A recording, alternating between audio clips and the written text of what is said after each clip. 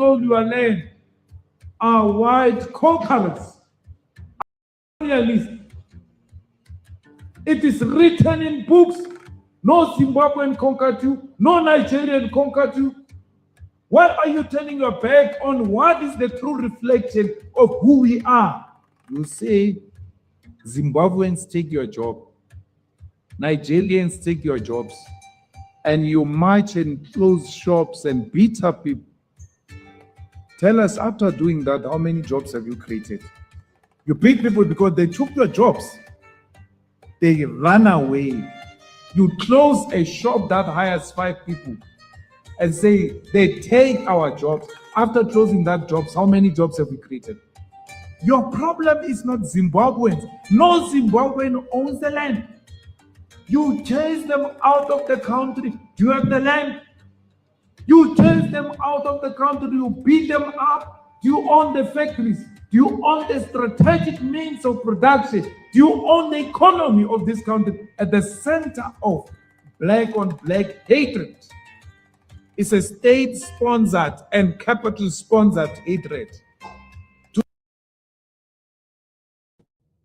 Welcome to This Week in Africa, your weekly live stream where we talk about all things Africa news related. As you can see, top story is Julius Malema condemning South Africa's Afrophobia, as we've been calling it. Many call it xenophobia, and he's actually blaming the state for it. And there's a lot to talk about and a lot to unpack. I think that we'll get into that.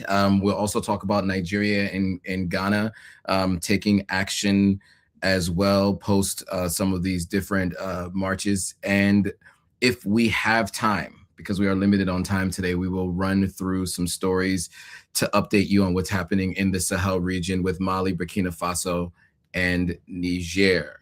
Before we get into today's stories, let's start with some introductions. I'll turn it over to Gloria to do hers before I do mine. Hello, everyone. My name is Gloria Aya, founder of Diaspora Station. Our goal is to connect Africa and its diaspora through history, culture, and even entertainment. So please make sure you check us out. And very happy to be back on This Week on This Week in Africa with Joe Hotagwa. There it is. And I'm Joe Hotagwa, founder of Authentic African Media. We help people visit, move, and invest in Africa. And weekly, we share stories about the cities and countries you may be interested in moving, investing, and visiting. So with that, we will get into the rest of the story. As you saw, Julius Malema, obviously a Pan-African leftist South African politician and leader of the economic freedom fighters, as mentioned, was recently sentenced to 5 years in prison for firing a firearm at a rally as part of a celebration, not in order to put anyone in danger, but because of his outspoken nature. Most people believe this is why he was sentenced. Now he's spoken out powerfully against the rising xenophobia and Afrophobia we're seeing in South Africa. Malema condemned the violence against thousands of Zimbabweans and Nigerian migrants. We also saw that there was a verbal attack on a Ghanaian recently that went viral. And what Malema did is he drew on the country's colonial history, reminding the crowd that it was European settlers who conquered the land and that decades of apartheid had resulted in deep economic impoverishment and inequality that still affects indigenous Black South Africans today. So the question is actually whether the economic inequality is inherited from apartheid will push South Africans to a breaking point, especially as conditions worsen for many Black South Africans living in most economically unequal country, most people would say, in the world. So that inequality does not exist because of African migrants. It exists because of the European monopoly capital refused to redistribute the wealth accumulated through centuries of exploiting Black labor. So we will get back to Malema's thoughts and give our thoughts on what he said and more afterwards. To distract you from giving you economic opportunities, to make you blame wrong people for your misfortunes. The people who stole your land are white conquerors, are white colonialists.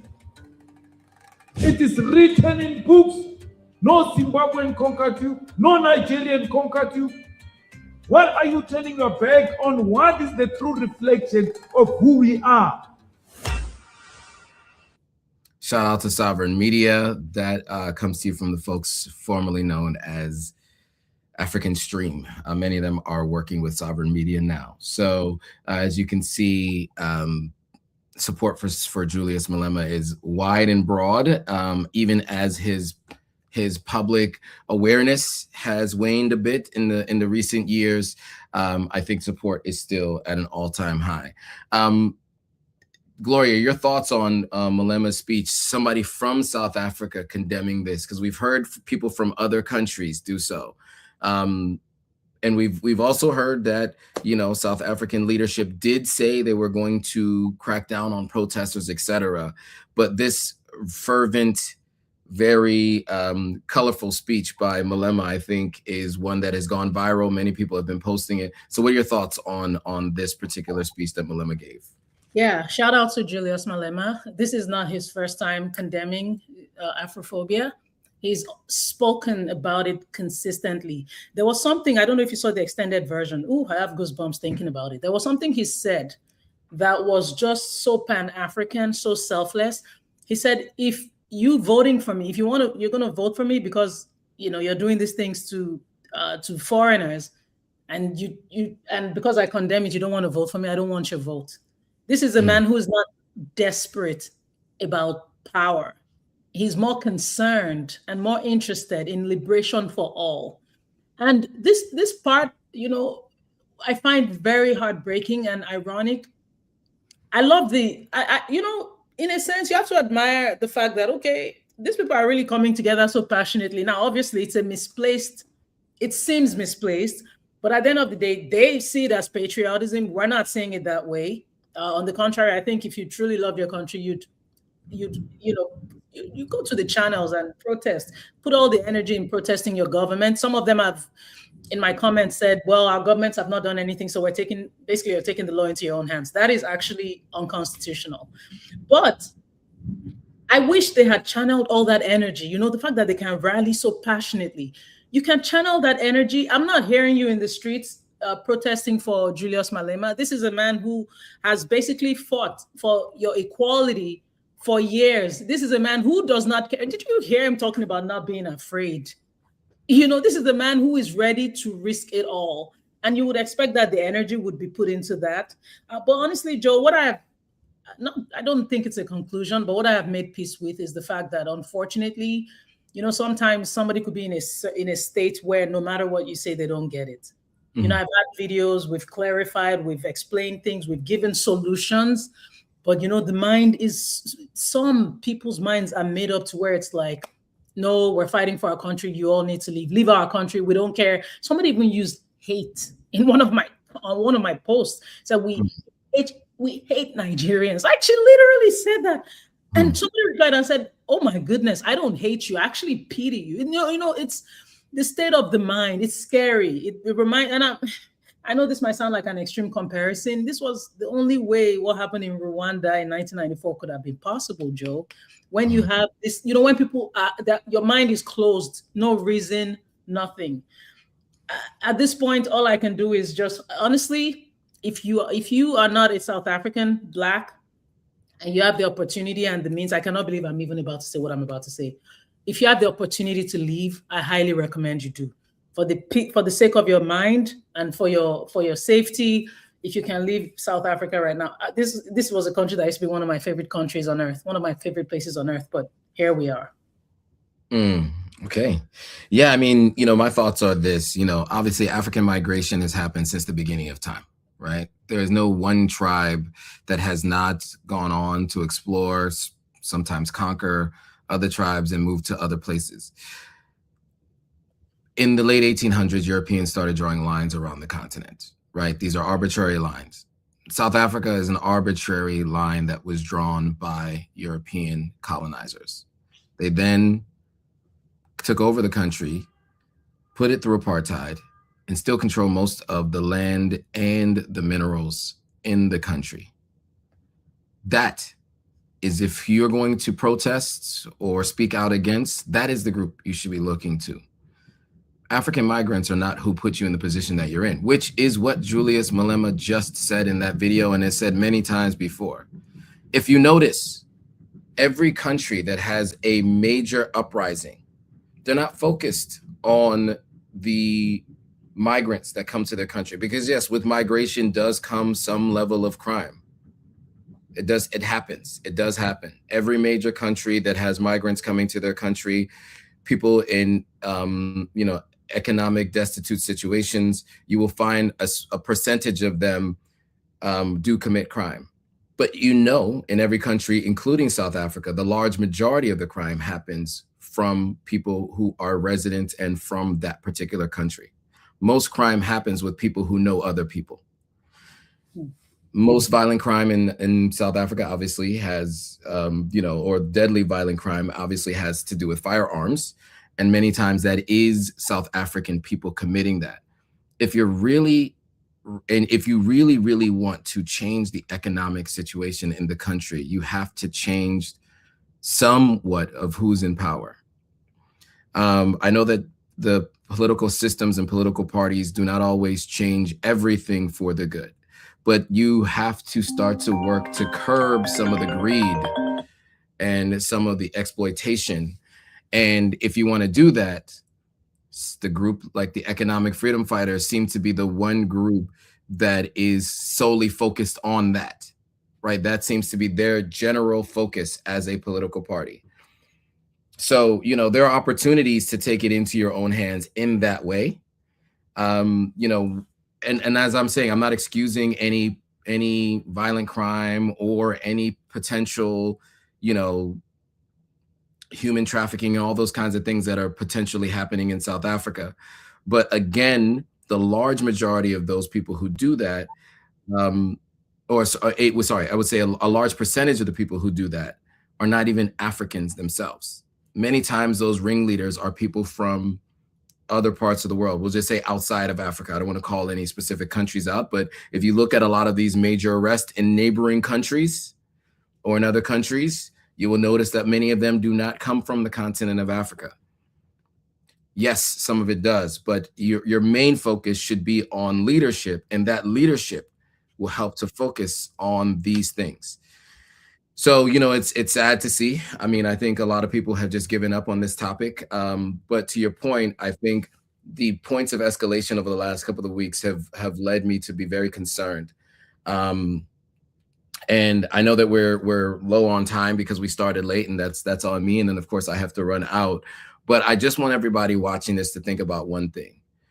If you feel like something in your country is not working, 80% to 90% of the problem is going to be with leadership and not going to be with the migrants in your country. It's not going to be with the migrants in your country. It's going to have to do with leadership and economic policies and systems that have been in place that allow those who are the wealthiest to get the policies that they want, and those who are in power to continue to increase their wealth without making any major adjustments or changes to the problems in your particular country. So that should be where your focus is. We are running very low on time. I'm just looking at the right now.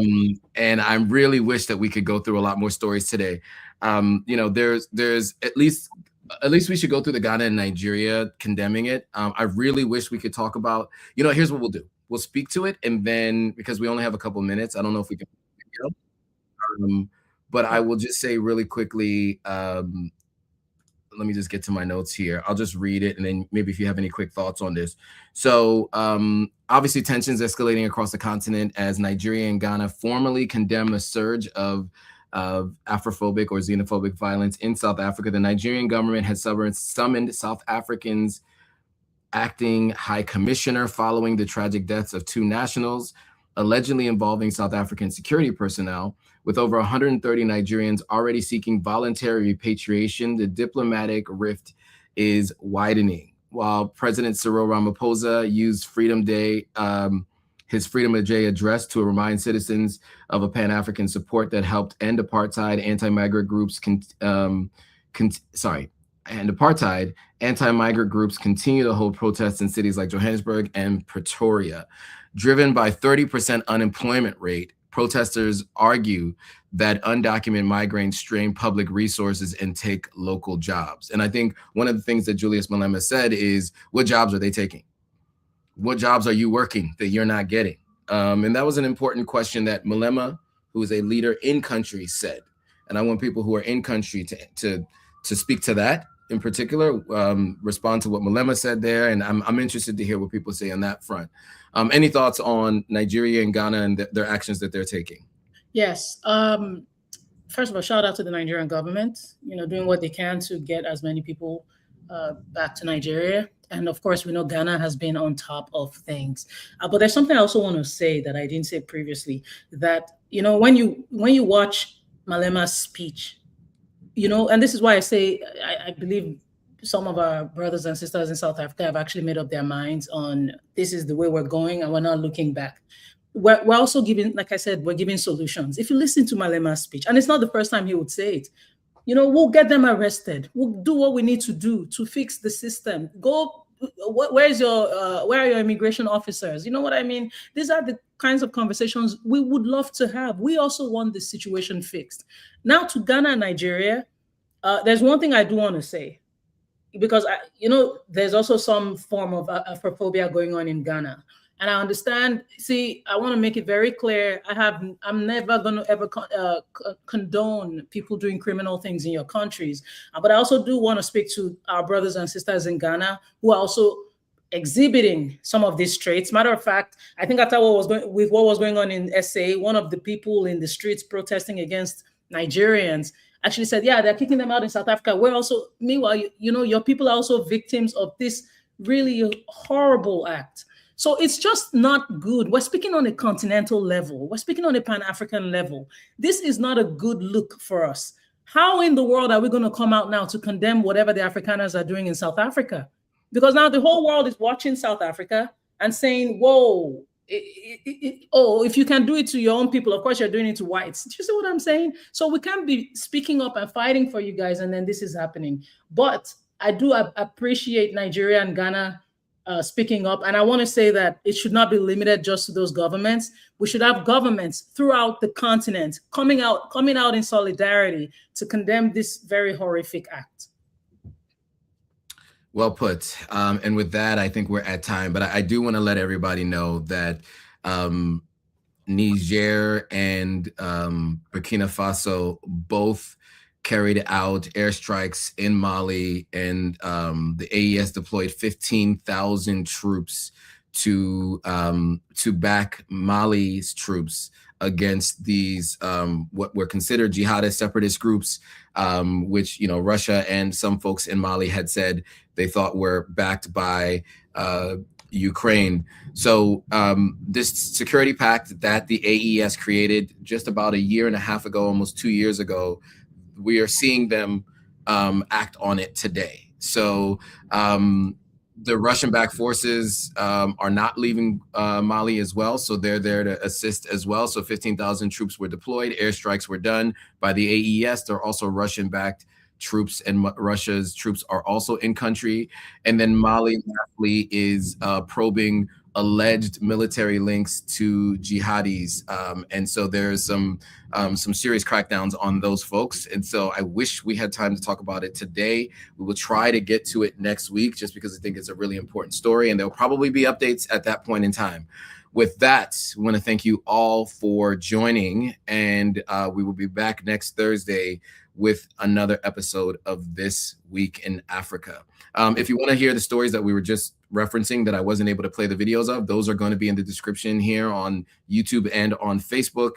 So you could just head to both of those platforms and you could check them out there, whether you're looking on the Gloria Ayo's page or Authentic African. Yeah, I just wanted to, sorry, Joe. If you go on my page, you'll see a video I put out yesterday about how we were before we were divided, the migrations that happened throughout Africa. You should check it out. Thank you. That's great context and history. All right. Thanks for that, Gloria. And thank you all for watching. We'll see you guys all next week.